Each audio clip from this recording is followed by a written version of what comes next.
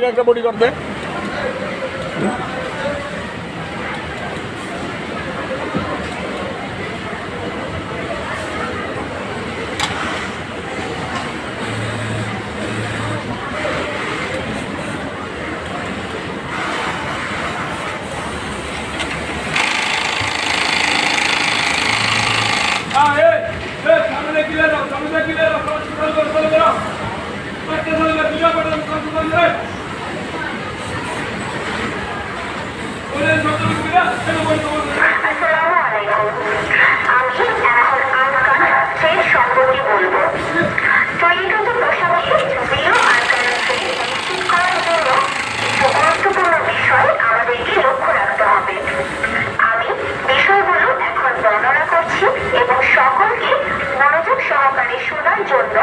এবং সেইভাবে পালন করার জন্য অনুরোধ করছি।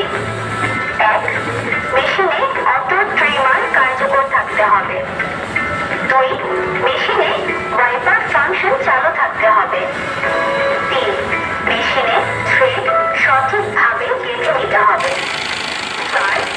অপারেটর গার্মেন্ট সেলাইয়ের পর সুতা কেটে এবং কোয়ালিটি নিশ্চিত করে RFT অর্থাৎ রাইট ফার্স্ট টাইম অনুযায়ী পরের প্রসেসে দিবে। 5. যারা সুতা কাটার দায়িত্বে নিয়োজিত আছেন তাদেরকে প্রসেস ওয়াইজ সুতা কাটতে হবে যেন কোনো প্রসেস বাদ না পড়ে। 6. কোয়ালিটি পার্সন সুতা পেলে সুপারভাইজারকে